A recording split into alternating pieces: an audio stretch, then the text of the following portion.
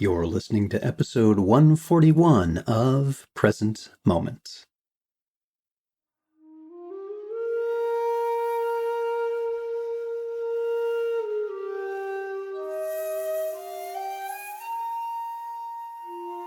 Welcome to Present Moment, Mindfulness, Practice, and Science. I'm Ted Meissner. Present Moment is a podcast with interviews, conversations, and roundtable discussions. We speak with mindfulness teachers about their newest findings published in peer-reviewed science journals, teachers about their understanding and methods as they work with students of mindfulness, authors about their books and interests, and we also speak with everyday practitioners.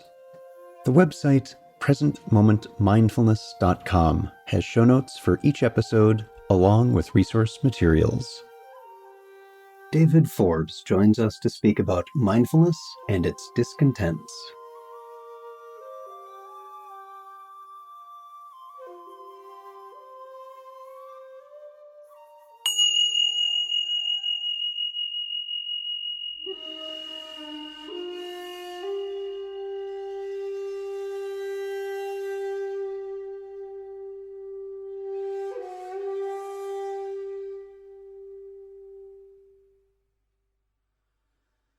If you're listening to this podcast and find value and insights from what is shared here, know that this is made available from your generosity and the generosity of others like you.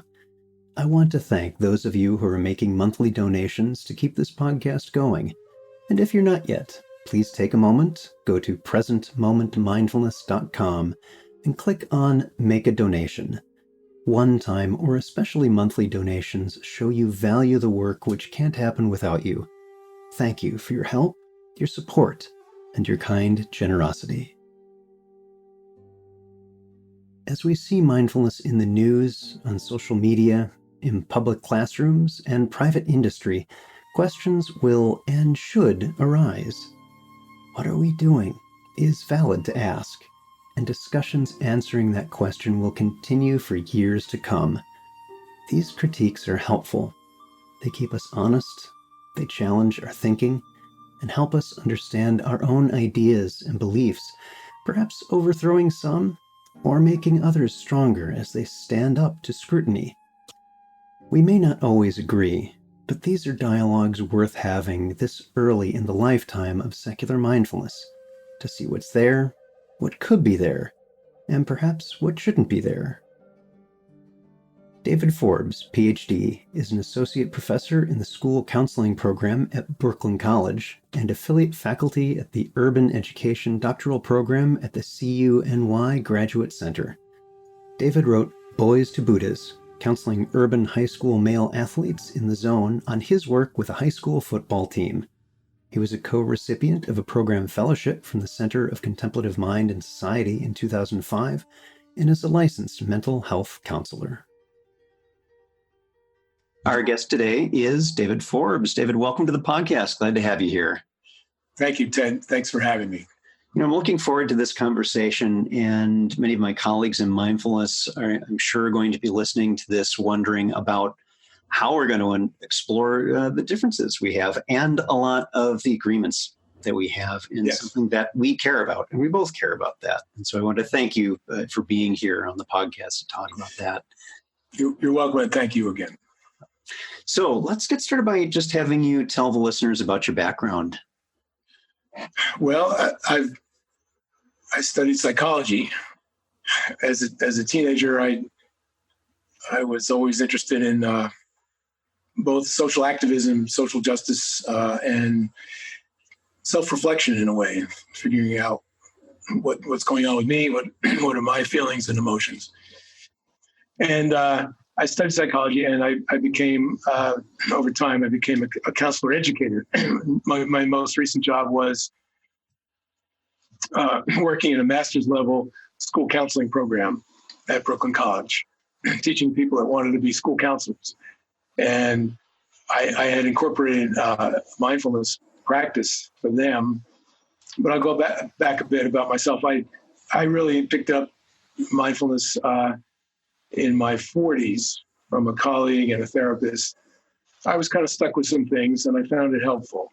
I know I've said this maybe in some other places, but I often was resistant or not quite buying into what meditation and mindfulness were about. And when I came across Ken Wilber and an integral meta model or meta integral model, I was able to find it meaningful and helpful, because what I was always afraid of was I didn't want to lose my critical thinking. I'd gone to the University of Chicago. We were well educated in terms of thinking critically and questioning systems of thought.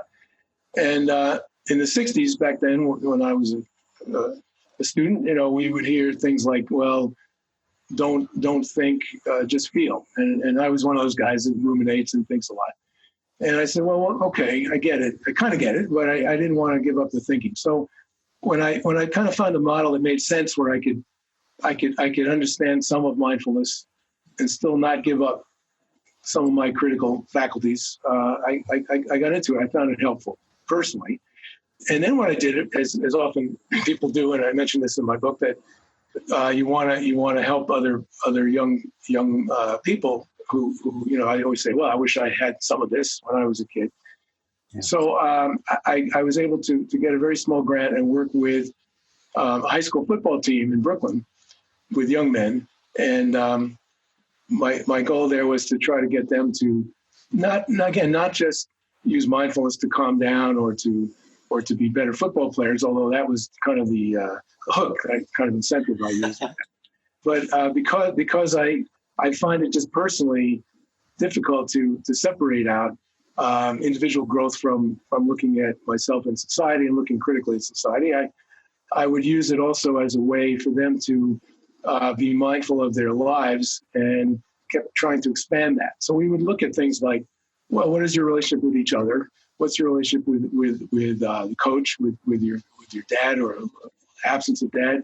What's your relationship with women? What's your relationship to sports as a corporate entity?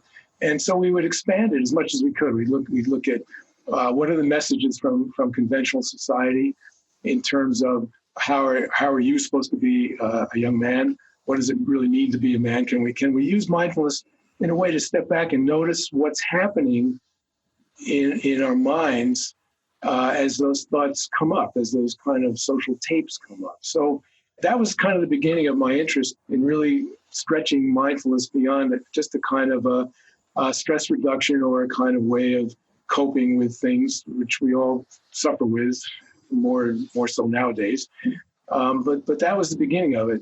Can I ask? I wanted to just ask a question about this, because I think this is what you're describing sounds like the topic of one of your books. Yes. Is that yes. correct? I wrote a book. Thank you. Thanks for the plug. I did write it up as a book and a number of chapter articles. It's called Boys to Buddhas. I can't remember the subtitle. Counseling Urban Young Men, Male Athletes in the Zone. So that was kind of the hook. Yeah, I did. Good. I wanted to make sure I understood that correctly. And for those listening, I'm going to actually up the ante on the plug and say I'm going to have a link to that book. And oh, great. Thank you. The one we're talking about today in the episode page. But the part that interests me is, as you're talking about critical thinking. Yeah. And maybe we can get into this a little bit more, because I do want to hear the rest of your personal journey. Yeah.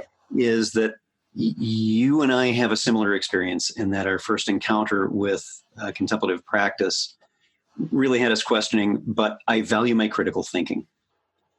It's important. It is demonstrably valuable, in fact, critical in my life.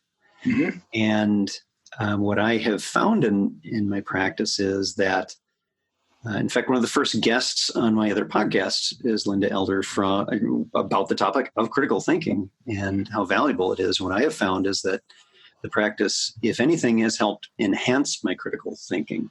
Mm-hmm. It helps me deal with things that are distracting. It helps me to face my own biases that I absolutely have. And that really would change the tone of how I was seeing things. And I'm just really curious about your own experience, if you found that helpful or harmful, regarding some of the suggestions of, just feel and don't think kinds of things. Like, that didn't work so well for me either. Yeah. I mean, I think, you put your finger on an important question. Part of my concern is that, and again, and even well, as an educator, there's a lot of lip service to critical thinking. So schools say, yeah, we have to teach kids critical thinking, blah, blah, blah. But the argument I would make, not against you in general, is that I think we need a framework. We need a kind of a stance. We need a kind of a moral and political critical framework stance, because the counter argument that I come up against with some people is they believe that mindfulness per se is naturally just going to lead to greater wisdom, greater critical thinking, more skillful behavior. I see this. I mean, people have told me this, and the counter argument is by itself, I don't see that. I think we need a framework, but I agree with you that as I don't want to call it a method, a practice, an auxiliary tool. I mean, I can see why that's, there's criticism of seeing it only in that sense, but it certainly can enhance one's moral and political and social framework. And yes, I think it has helped me that way. It's in the ways that many people appreciate mindfulness, in terms of yes, I don't have to react. I can respond. I can breathe. I can take things less personally. And yeah, in that sense, I think it can enhance and has enhanced my own perspective and critical perspective. And it serves as a tool or as a kind of corrective to getting too attached or too egocentric, connected to one's own point of view. So again, my point really is that, again, it's not per se going to lead to that. I think we need to sort of have a framework of social and moral values that are discussable, or arguable, or having a dialogue about. And in that sense, I think it can be used in important ways. Yeah, and that's a large portion of what you have in the book, and we'll come back to that. But I want to make sure that we also hear the rest of your story. So, okay, working with kids, and you're helping them out, and what happens next? Yeah, I mean, I did a very unscientific little study. One of the frameworks I'm interested in is developmental thinking, so that. Well, I did a qualitative survey. I asked them how, they got a lot out of it. And I mean, that's usually the case. You ask kids about the mindfulness program at a school. Oh, yeah, it was very good. So what I did see a little bit, and I would not tout this as the kind of evidence that people are constantly looking for. I saw some growth, some movement from and again, I look at a developmental framework. If there are kids that are at an egocentric level, which means it's all about me, and I'm just doing something for my own personal gain or avoiding something out of punishment, can you move them to the next level, which is a conventional or what's called sociocentric level, where you begin to think about other people. It's not just about me.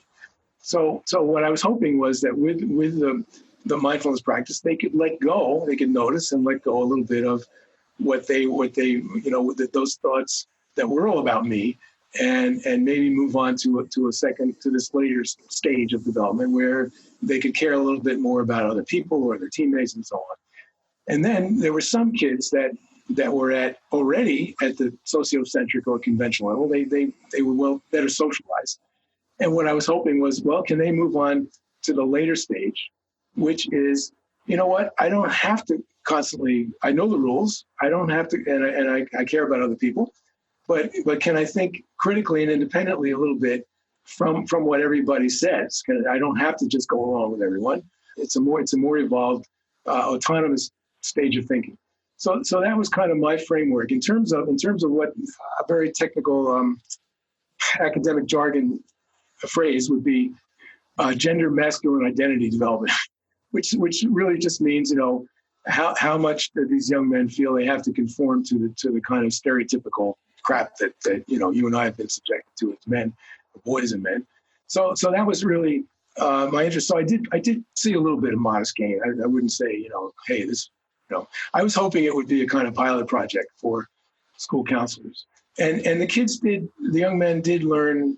Just as an aside for me, I mean, for them it was the hook. The motivation was to play football in the zone a little bit. In other words, to not The ball's coming, and oh crap, what is my coach going to say, or my girlfriend's in the stand, or my mom is in the stand. Can I just be here in the moment and kind of experience, see the ball and not even worry about the guy coming up, to knock my head off, but catch the ball, so that kind of thing. That was a little bit with the team.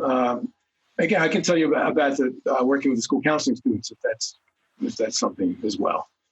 So let's fast forward Sure. to these more closer times where you maybe first started having concerns about what you were seeing developing in contemporary mindfulness. Say a little bit about that. Yeah. Somehow it was a kind of an evolutionary development. Again, I had always been a social activist and felt and I can't help but feel personally the interconnection as a social being and somebody who grew up in a social justice kind of family. And for a while, I would say I focused more on the individualistic practice of mindfulness. And this is really around 2010, 2011. I had been gratefully invited to a number of, what do they call, weekend workshops, I guess, at the Garrison Institute with leading mindfulness educators. And I just started feeling more and more uneasy. I just started seeing it more and more as only focusing on the self and not including looking at the sources of the stress, which again, as you know, is one of the themes of my book, socially. And I started reading a bit more and thinking about it. And so, for example, there was, and there still is, a lot of teacher education around helping teachers who were very stressed out in the classroom to be less stressed out, to use mindfulness, to be more present, to relate more to the students. And that's fine. But again, what troubled me was they weren't helping the teachers, and they didn't include it, which I just found it's just inseparable in the way I think. Again, the social sources of the stress, the micromanaging, and where that's coming from in the larger society. Anyway, I did finally write an article called "Occupy Mindfulness" in 2012, and I was trying to become more of in the old-fashioned Gramsci term, a public intellectual. So I didn't. Kind term. I didn't want to write an academic article that would get lost in the stacks and the journals in the library, and nobody, 40 people, if I'm lucky, would read it. So I wrote it for an online integral-based website that's now no longer there, called Beams and Struts, but it's out there on the internet. And so I wrote Occupy Mindfulness, and I was thinking more and more about this. I said, well, gee, what about? I looked a little bit at how it's used in corporations. I looked a little bit at the military, and I certainly looked at education. And I did include a kind of, well, where do we go from here at the end? I always try to do that. I don't just criticize. I don't just, not just negative. And so I wrote that. And then I said, well, I always admired David Loy. Now, David Loy is a Buddhist. He's a socially engaged Buddhist. He's an activist. And I learned a lot from Buddhism. I wouldn't say I would say I'm not a Buddhist, but I've been inspired by it. I read Buddhist, but so I wrote to him. I said, well, here's this article. He liked it, and he forwarded it on to Ron Burson. Okay, so and Ron Burson and I kind of hit it off, and then a year later, he and David Loy wrote this viral Huffington Post piece on Beyond Beyond McMindfulness. Yep. And by the way, and I think you're aware of this, but those listening to this podcast might not be aware. They were both guests on my other podcast about that article. Oh, great. Okay. That was my first meeting of Ron. And it's interesting how much that has grown since that article came up. But I know that very well. So I just kept, what can I say? I mean, it just became clear to me personally that we've got to come up with a kind of a broader perspective. And I started reading more about, again, another term that maybe some people's eyes glaze over, is neoliberalism, which is the predominant, arguably the predominant political and structural way that our society, and in fact all of the world, pretty much global capitalism will promotes. And so I started seeing the connections here. I started seeing, well, I mean, I could get into a little bit of maybe the substance of the book if this is. Yeah, that's actually, why don't we dive into that, because the book really is wonderfully comprehensive, and I wonder if you might share a few of those highlights on the issues that you're seeing. This might be a good chance for us to do that. Okay. I along the way I had read David Foster Wallace's commencement speech, which has kind of also gone viral, and I use his little story in the beginning. In fact, in the book, I kind of indulged myself in analyzing his commencement speech, which is neither here nor there. But he starts off with this little story that I often tell when I give a talk. There are two young fish swimming in the water, and they are swimming, and they meet an older fish. Of course, that's probably me or somebody. And he says, "Good morning, boys. How's the water?" And they kind of look at each other, and he kind of swims away. And then they look at each other again, and they say, "What the hell is water? What the hell is water?" So I use that as a little bit of an analogy, because what I get frustrated about, and I have to be mindful about my frustration and my judgment and all that stuff, and I'm not always so good at it. But what I do see is that, here's why I understand why a lot of people don't think about what the water is in which we swim, because it's so pervasive. In other words, the whole notion of individualism, that we're all responsible for ourselves, and neoliberalism loves that. Neoliberalism simply is, well, not simply, very, very basically, is the idea that the marketplace is going to meet all our needs, and that it's up to the individual to succeed or fail. And if the individual succeeds, it's obviously has something to do with them, and if they fail, there must be something wrong with them.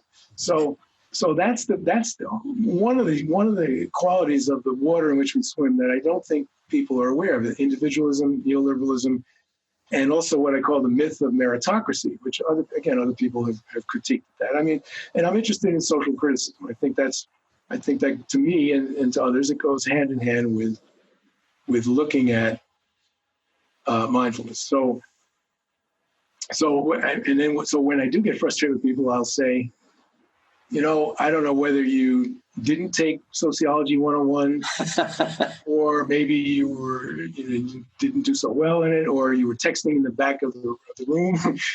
but to me, that's an essential aspect of who we are. In other words, we're inseparable, we're inextricably bound in society, and by not seeing that, by not questioning what the hell is water, not trying to look at the water in which we swim. And this is my argument. And again, it's been, it often gets misinterpreted, and some people get defensive. The argument is that inadvertently, unwittingly, people are reinforcing, if they only do mindfulness without trying to include a kind of much broader understanding and critique and analysis and resistance of some of the socially unjust things that contribute to people's stress and unhappiness and anger and so on, that at least in schools, and we can talk about other institutions, but that they're unwittingly and inadvertently reinforcing a neoliberal practice and a policy, which again makes the people in power kind of happy. They like that. They like the idea of school having to be very competitive and very individualistic. And, the better you do on these ridiculous high stakes tests and so on, the happier they are. As long as you happen to be one of the people who has benefited from all of the privileges that would allow you to do well, or you're simply an amazing exception to the rule, but not everyone is that. Yes. And then it gets tricky, because other people will say, well, okay, so there are people now that focus on, what's the best word? Not disadvantage. Well, they are disadvantaged, given that some of us have more advantages. there will be mindfulness programs working within inner city schools with many young African American children. And I've seen videos, I've seen examples of it. Again, people they'll get nervous. They'll think, oh, you can't criticize this stuff. There are already people out on the right wing that you're airing your dirty laundry and you're putting out this stuff, more ammunition for them. And I think that's a specious argument, because again, I want good mindfulness. I'm not against it. And so, but what happens, and so the good stuff is, yes, kids can learn to better regulate themselves to some extent. They can become more self-aware.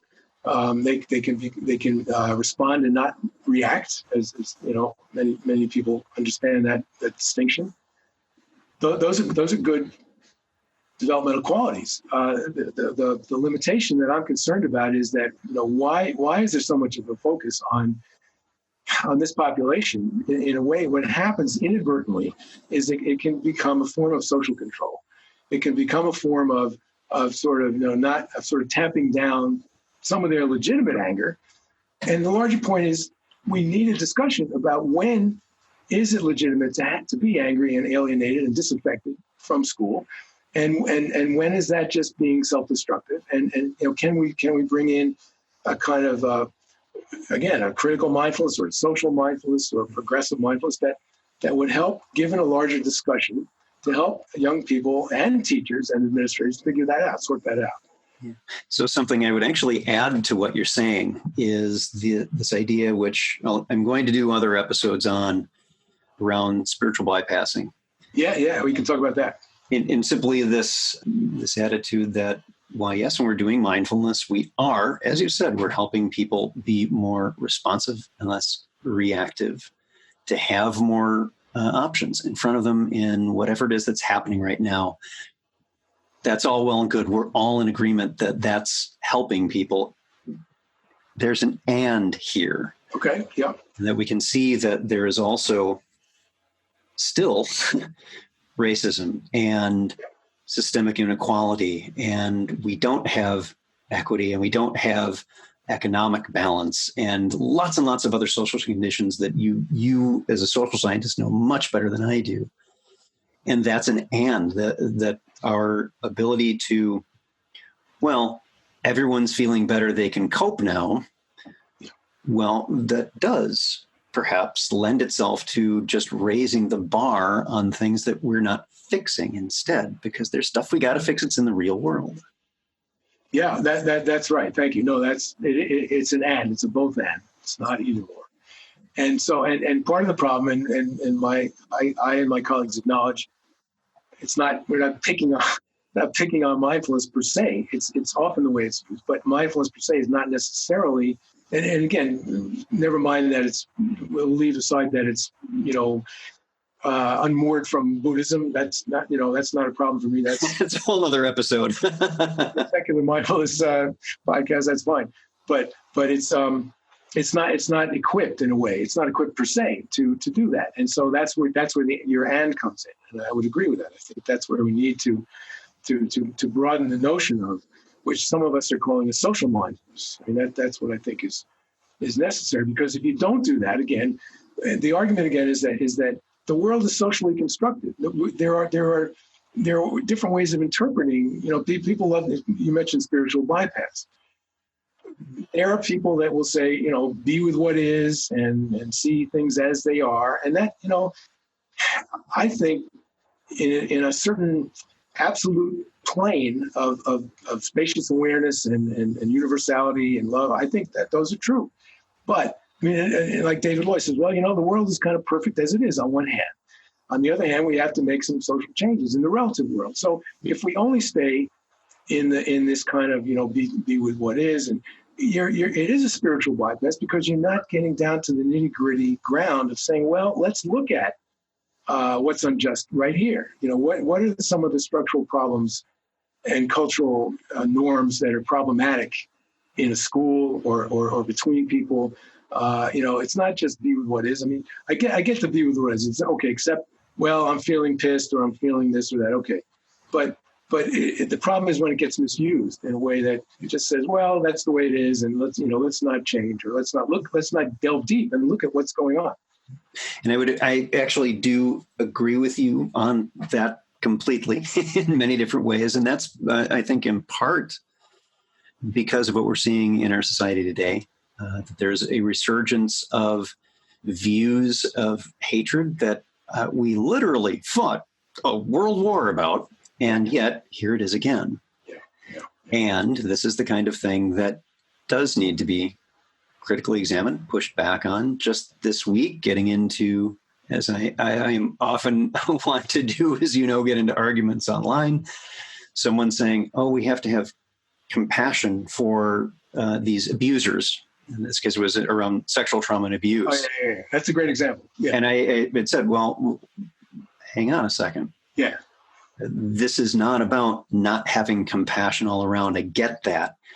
But we're not going to privilege that over the very real world suffering of the victims because we're attached to an ideal of openness.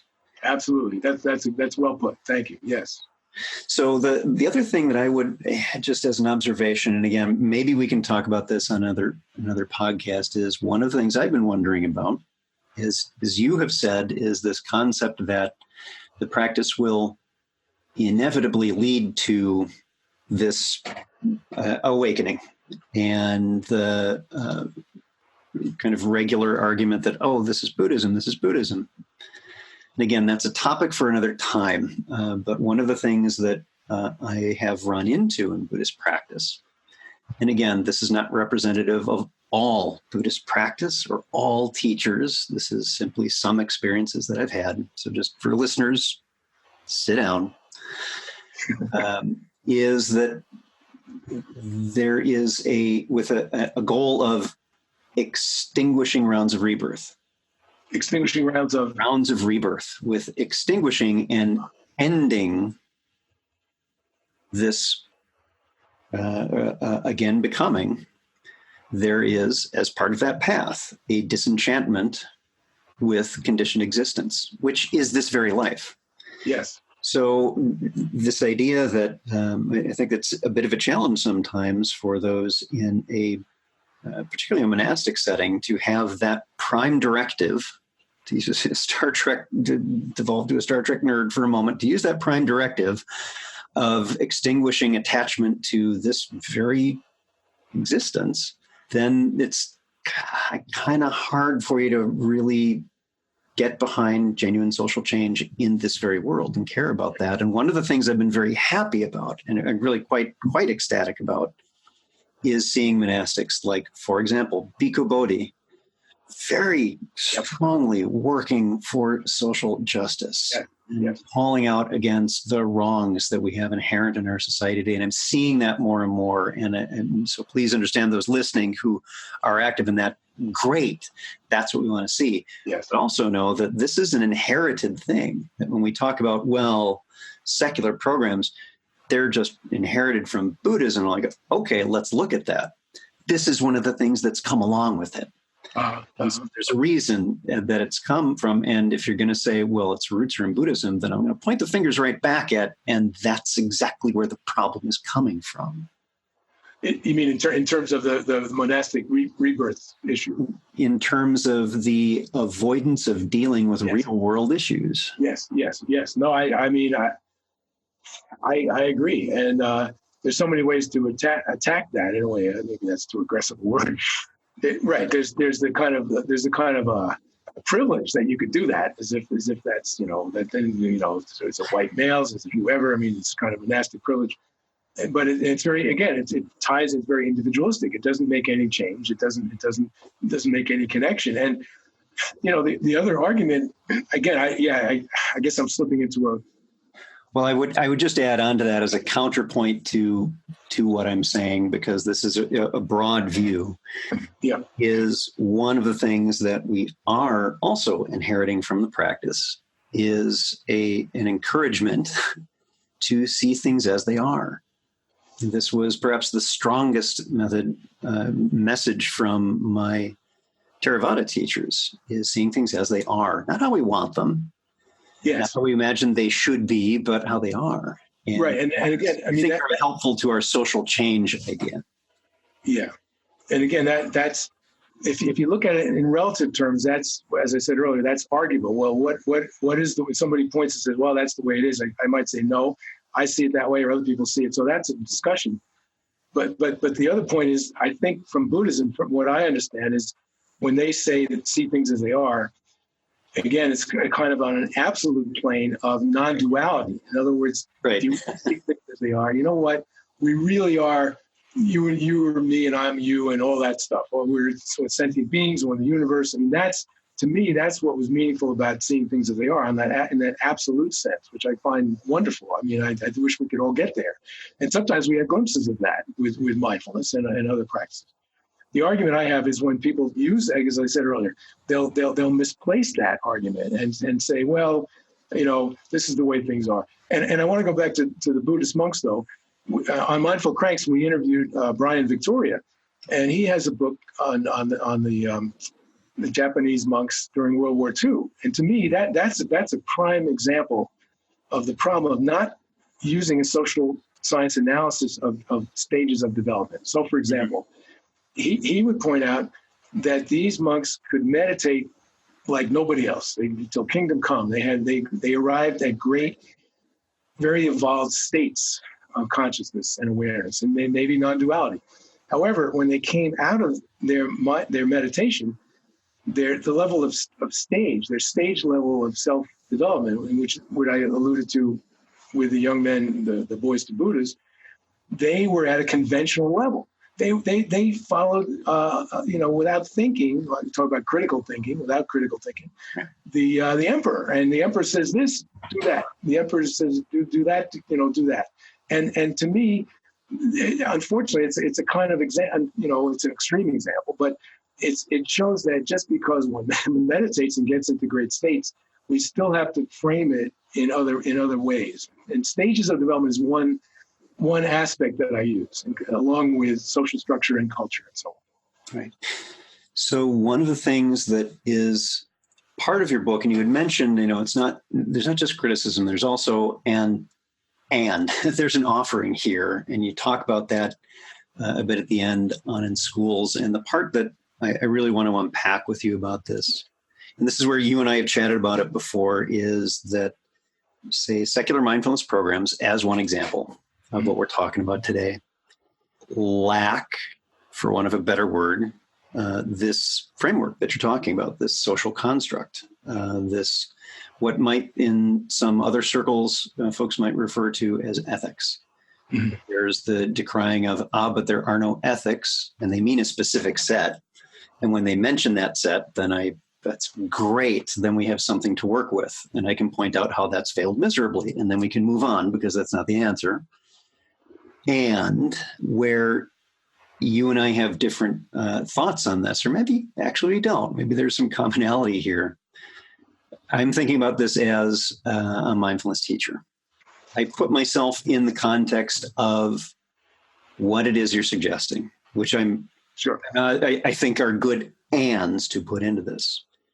And I'm well aware of, and a little of my own pragmatic clear seeing, that I'm not competent with that. I don't have the background or the skills necessary to provide that kind of framework of social justice. And it doesn't mean I'm not in favor of these kinds of the social justice work or all the rest of it that we've been talking about. It's that I'm not the right person to teach that. And when I go into a secular program, often the people who are there, for them, they've come to the program, for many, and especially over the past few years, we can guess why, they're just struggling with personal anxiety, depression. Yep.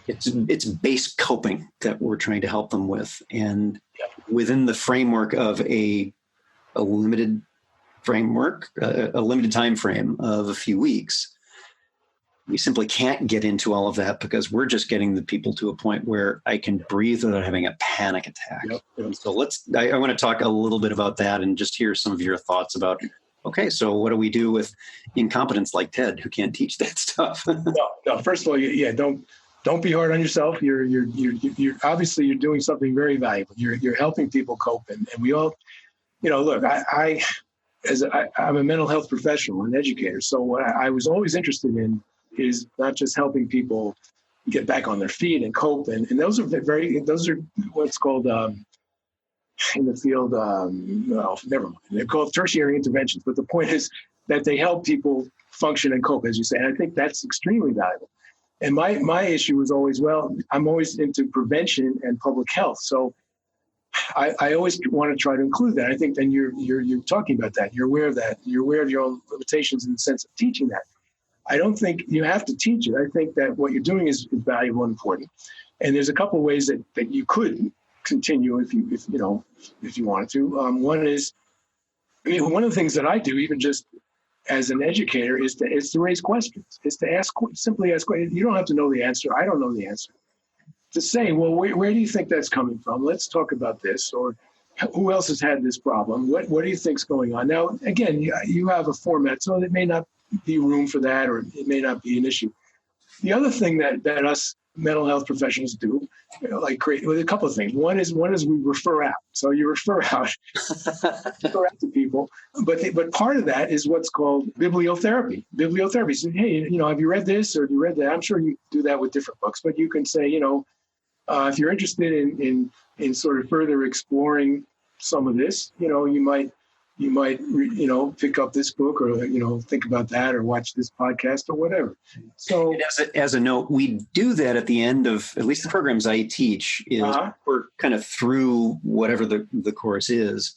I will make recommendations based on what people have provided on their private conversations and emails and reviews about what they're interested in, what they're seeing for areas of continued practice, in areas that they want to learn more about, and especially in those areas that, again, I'm not the best person to do that, and getting them to the right resources that can help. No, that's fine. I think that's important, and just keep doing that.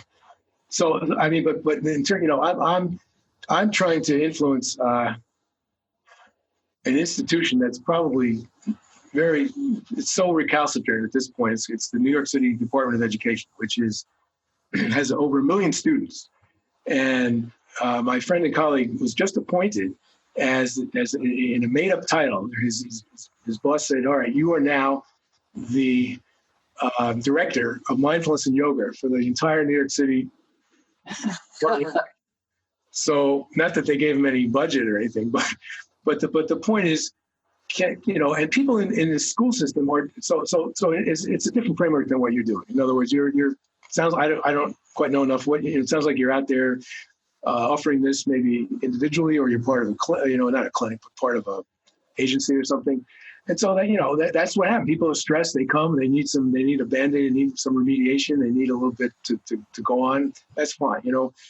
What I'm trying to do is so there are people in classrooms that are doing mindfulness, and they're doing kind of what you're doing, which again I think is important. I mean, kids are stressed, they're angry, they don't know what's going on with themselves. They can learn a lot from what I'm now calling. I don't know. I didn't call it in the book. I'm calling it mindfulness 1.0, just as a way to try to make a distinction here. So what I'm trying to do is to get those teachers who are already doing mindfulness with kids, and some teachers, to move to this next step or stage of what could be called mindfulness 2.0 or social mindfulness. And so I have an advantage over you. I mean, I don't already have a format or successful format where you're getting people to come. I'm trying to kind of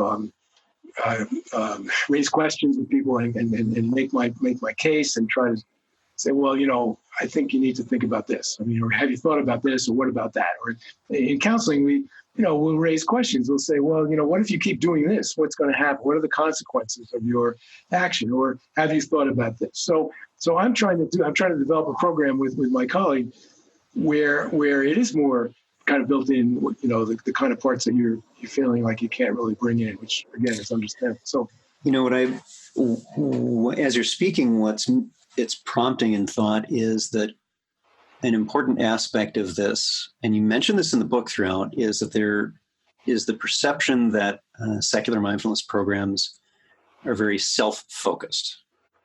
And while I do agree that, of course, we're starting with how we're doing, I can't do someone else's meditation. Only they can.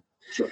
And I can't change someone else. They need to be in charge of their own experience and their own direction and their own autonomy, I would suggest, in kind of a pushback on guru models. Where my experience with teaching, with other teachers that I know, is that there's not an absence of understanding of being in a community and connection with others. In fact, I think of Sam Himmelstein, who's been on this podcast a couple of times, who works with at-risk youth in California. It is inextricably located within the framework of a social context. And it's very similar. My understanding and expectation is, from what Sam is saying, to what you're describing. And so the thing that I'm wondering about, and this might be a good question for you to ask as you do research on this, is how is it, when you're speaking to a mindfulness teacher, how is it that you're incorporating, if you are, just the wider social context of the conditions that are causing stress? And so that's an important question. No, I'm glad to hear about his work. And I do know, I mean, there are people that teach mindfulness that already, have this kind of consciousness. The question that's intriguing that you're asking is, right, how do we do it? How do we further that? So there's a couple of ways. One is, see to some extent, even it's what you said is very tempting to agree, and I agree with it in many ways. That it's a cliche, and it's true. You can't change somebody. It's like in therapy, you can't change somebody. People want to. They're in a relationship and they say, oh yeah, I just have to change this person, everything's going to be great. So you can't do somebody else's mindfulness, let's say, yeah, you can also do what more people are calling, again, another academic jargon is intersubjective. To put it in simple terms, you can do a lot of group mindfulness, or you can do a lot of, because as a counselor, we do a lot of group work. And so you're helping students and teachers to become more mindful as an interactive person, to see what's going on in the group, what's the process here in the group, what's my part in the group, what am I feeling and thinking in terms of what's happening here, and how can we become more mindful, have more mindful practices. So that's one way. So in fact, let's pause on that. That's great. I'm smiling. I completely agree. And that's exactly what MBSR does. Great. Okay. We're all sitting together for 8 weeks. The context of being in practice with others, completely agree. And that's what we do. But again, it's a kind of an 8-week thing. People come in individually, they come and go, they learn, and then they break up, right? I'm not criticizing that model, because it's not in an institution like if the question is, do we live together for the rest of our lives, the answer is no. Like any other program where we meet each other during the week, once a week, and we practice on our own, and we come back during an 8-week MBSR course, just as an example. Right. But so what's the recommendation for a program of a limited time with a heterogeneous group of people? Right. What's the suggestion there? Because we're already together for 2.5 hours every week. Right. Well, I mean, off the top of my head, can there, and that's a logistical, practical question that you could better answer. I mean, are there spaces and times for a follow-up group to then begin to deepen and do follow-up on these questions for those after the program? Yeah, maybe. I honestly don't know. The answer is yes. That's why we have online and in-person communities where people can come for practice. And it's whether or not they've been in a program, and these are completely free. That sounds good. Again, look, traditional therapy is kind of what, analogously to what you do, parallel. I mean, people are stressed, they come, they get some support, advice, some practice. and they go out and hopefully cope better with the world. And then even they might follow up with group therapy or with a skilled professional, and they're still learning to do that. But the part that as we were talking about, that I'm interested in is deepening the kind of analysis and possibly what's called mindful social action. Now, that's not for everybody. There are activists that are practicing. They're already activists, so that takes care of that part. They already see hey, I'm unhappy because a lot of this stuff is going on out there, and some of those people are bringing in the mindfulness so that they can treat each other more respectfully and better. They can have a more evolved relationship to the people they're opposing, sometimes known as enemies.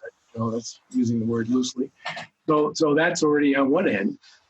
On an individual level, here's what I did suggest this in the book. So, for example, maybe you've thought of this, maybe you do this, I don't know. Maybe other people do it. Usually my understanding, and you can correct me, in mindfulness, what I've been doing, and what I've been taught, you use the breath as your anchor, and so your thoughts come and go. Your thoughts start popping up, and you start labeling them. So the most primary labeling is, there's thinking, there's a scratchy itch or sensation. Yep. Then you can get a little more Jack Kornfield's tape, which I used for the football team. He will say, well, there's you're thinking about the future. You're feeling, there's restlessness. There's a thought about the future. There's a worry about the past. And so you step back and you're labeling, identifying those thoughts. You're disattaching from them. You're not jumping on the train or jumping on the and you're letting them go, and you're stepping back. And just by doing that is valuable. You're saying, you know what, I don't have to go there. There's that thought. So what I'm suggesting, but in the context of a kind of a critical social discussion, is to kind of tweak, and you could push back on this. I could see some of the arguments coming from some people, is to use certain frameworks, certain categories, not just there's the future, there's restlessness, but to say, here's a common one that I saw among young kids is perfectionism. Oh, I'm being hard on myself. There's perfectionism, or there's something, and so in a discussion, both before and after a mindfulness, a meditation session, you could agree on or anticipate some of those categories and say, there's that perfectionism that's coming from society is telling me, for example, with young women whom I work with, there's a lot of body shaming, and they're saying, I'll never be perfect. I'll never look good. So they can identify in advance what some of those categories are. I've done this with my counseling students, and they can pick those categories. If in a way, I'm steering them. I'm trying to raise some consciousness about where some of those issues that you have privately are out there socially. To connect the inner and the outer. So they might have categories instead of just future or thoughts of worry, but to connect them to these kind of socially conscious categories that we've already discussed in our group, and then we will discuss afterwards. And so I think obviously I'm sorry, I like this idea. It's my I think that's useful, and as I've started to do that. And I know one of the arguments is, well, you're not supposed to be that political. You're supposed to just let the thoughts come and go. You want me to go on about this, or you have? So here's my thought on this. I think that's a great idea. I think where the best application of this is maybe not in an introductory course where this is the first time I'm even just noticing that thoughts are happening.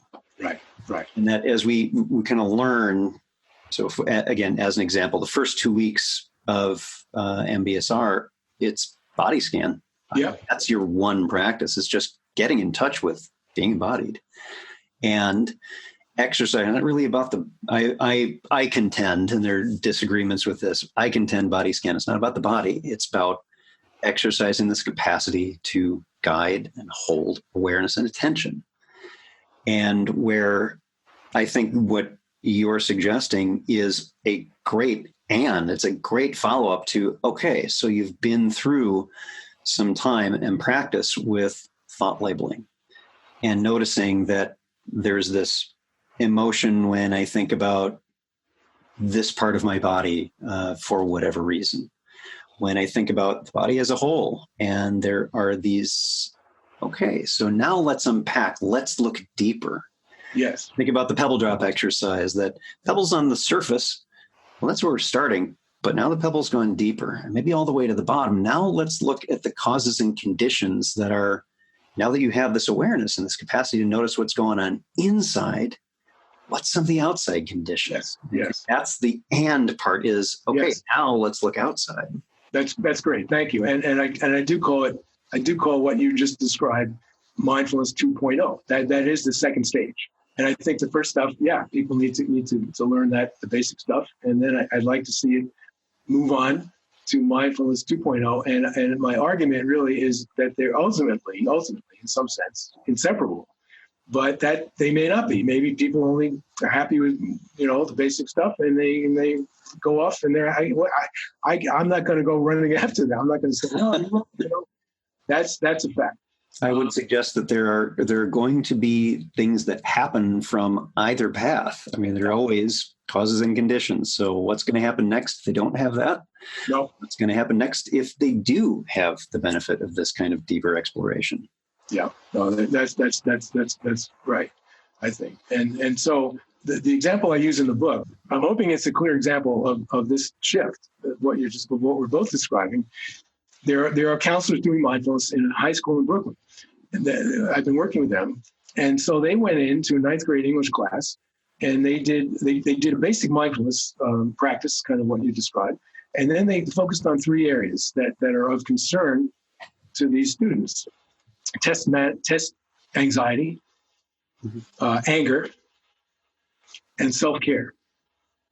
And so they kind of did what I would call a mindfulness 1.0, kind of basic mindfulness around those issues, which my concern is that it focuses only on the individual responsibility of each student to deal with those things. Now, that's not bad in itself. We all need to learn how to cope with things, and the more skills we have, and so on. But again, because I'm trying to, it just gets to me, mindfulness, I'm trying to encourage these counselors to do mindfulness 2.0. So, for example, with test anxiety, do all that, but have a discussion about why are there high stakes tests going on in the schools? Who's prescribing those? Whose idea is that? Is that really? Let's have a discussion about what the real meaning of education is. Is that really the way to go?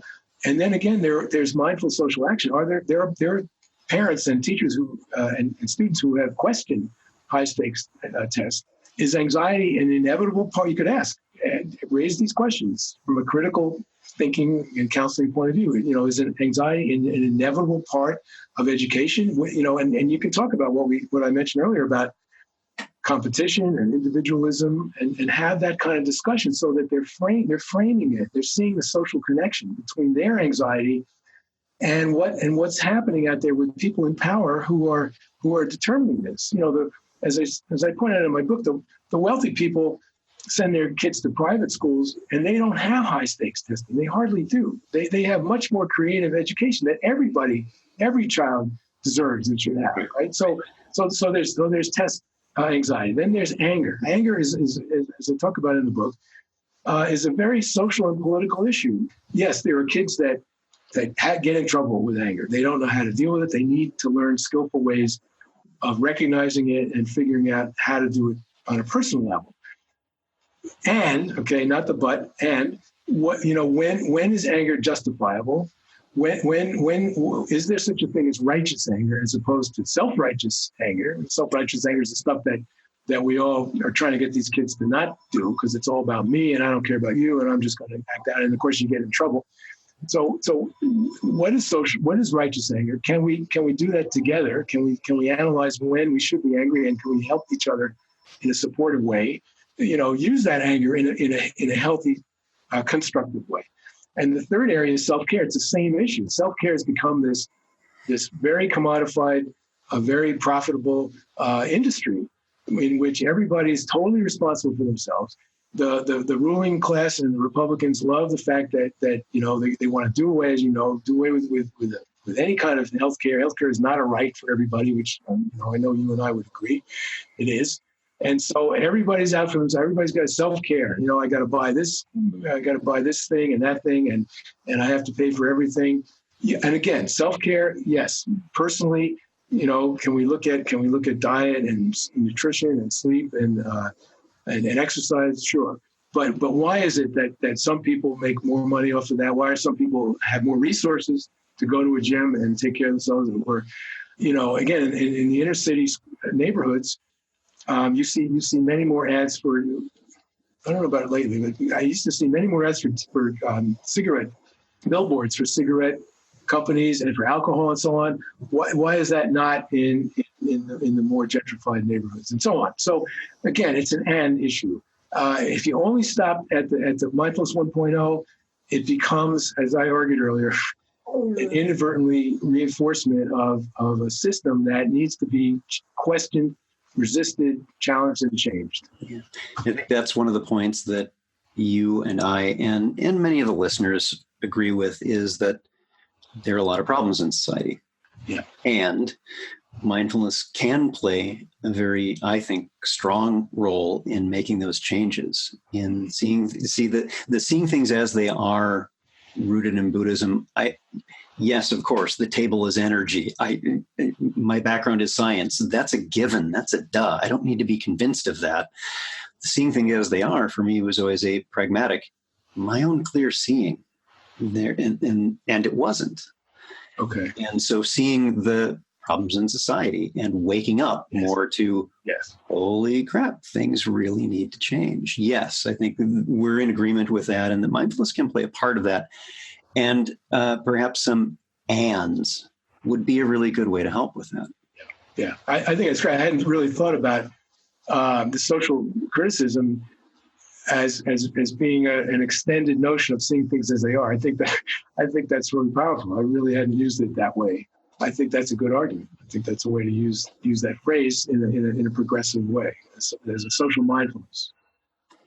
So, David, what else do you want to share with the listeners before I let you go tonight? What else would you like to talk about? I just really want to encourage people to think critically about this stuff and not see it as, I don't know, I'm not arguing with a straw person, because I really heard some of these arguments, and I don't want to get into it right now. I just think if we could be,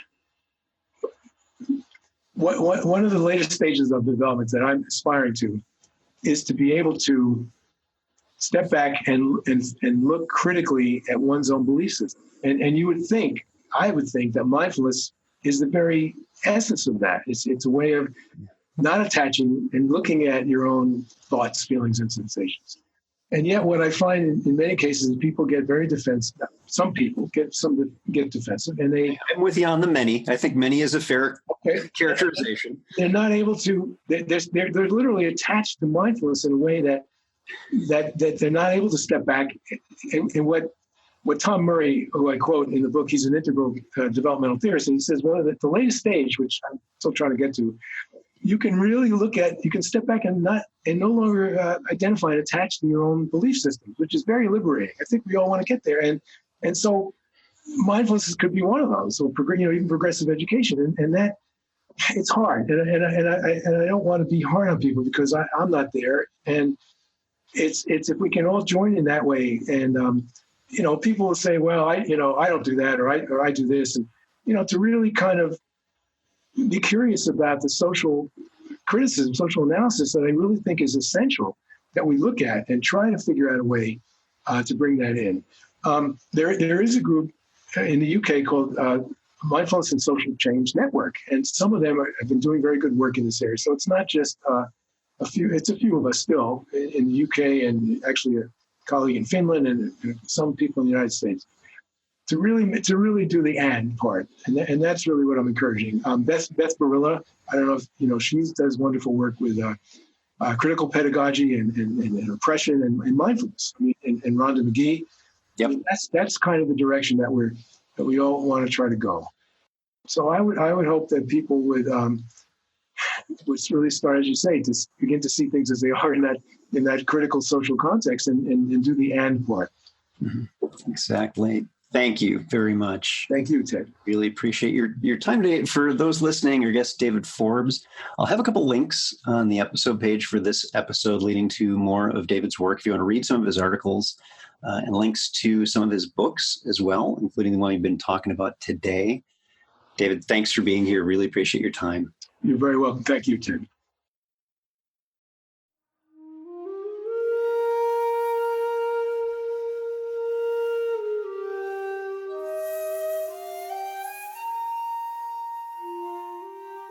Thanks for listening.